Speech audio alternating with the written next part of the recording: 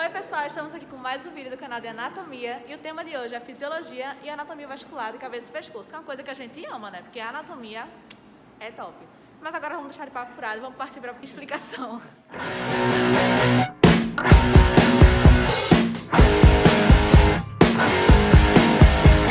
Em nosso corpo, tudo tem uma função. Os vasos que vêm do pescoço, cabeça e até do tronco se originam no coração. Eles são responsáveis pela drenagem e também pela irrigação. Os vasos sanguíneos que temos são as artérias, que são responsáveis pela irrigação, e as veias, responsáveis pela drenagem. E a diferença entre elas é de que enquanto as artérias são mais grossas e também propensas a sofrer bloqueios e dilatações, as veias são mais finas e podem desenvolver coágulos. Além disso, as artérias garantem que o sangue seja levado desde o coração até o resto do corpo, e as veias conduzem o sangue dos tecidos periféricos até o coração. Para facilitar o entendimento sobre essas veias e artérias, mostraremos nas peças do laboratório, afinal não seria o canal de anatomia, né, se ele não facilitasse sua vida. Obviamente. Artérias. Atenção para o lembrete. O suprimento sanguíneo da cabeça e do pescoço deve ser as artérias carótidas comum e vertebral, viu, amado? Não vai se esquecer isso na prova, não.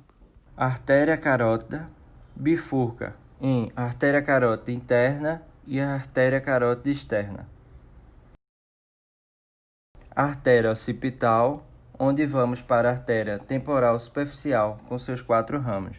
Artéria transversa da face, artéria zigomática orbital, subindo, emite mais 2 ramos. O ramo frontal anterior e o ramo parietal ou posterior.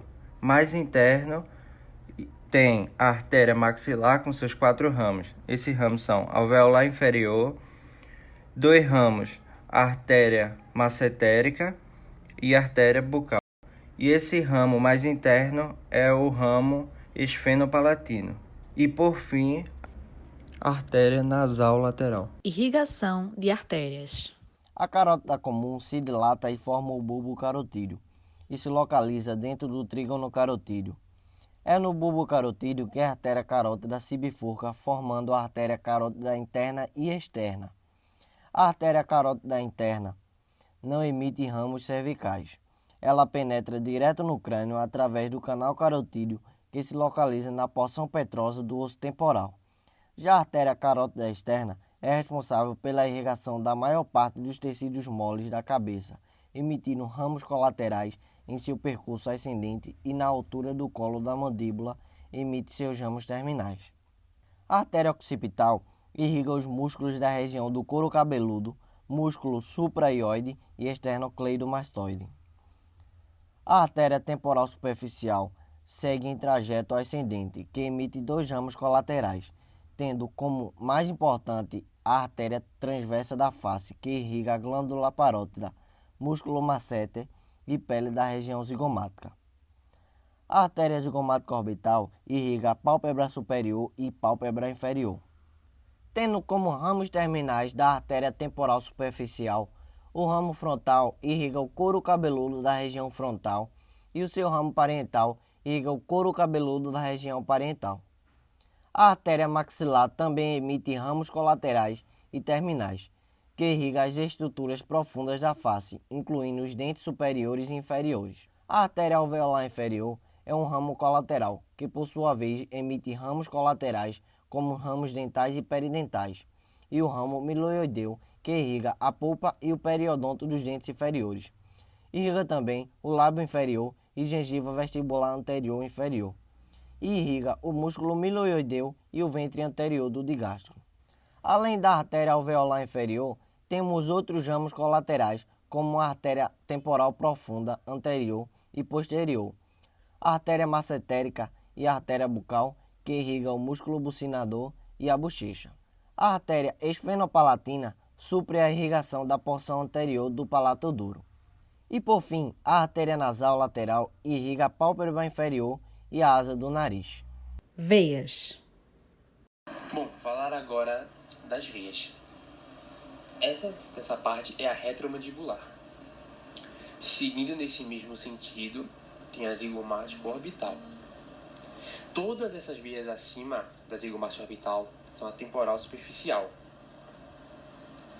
Dá para perceber também a palpebral superior e palpebral inferior Essa mais na região da face mesmo, né, que dá pra ver que vai até ali, tinha até a região da mandíbula, é a facial propriamente dita. Dá pra perceber também nessa peça massetérica, que fica bem em cima do músculo masseter, a jugular externa. Olhando agora mais de frente nessa peça, dá para perceber também a do lábio superior e a veia do lábio inferior do outro lado. O tirolingo facial e seccionado aqui dá para perceber a jugular interna. Do outro lado está a externa, desse lado do meio seccionado está a interna. Nessa parte de cima são as veias diploicas, que elas estão na camada do díploe, no osso. Além das veias, nós temos os seios da dura mater. Eles drenam o encéfalo e podem ser mostrados na peça a seguir. Então, seio marginal, seio sigmoide transverso.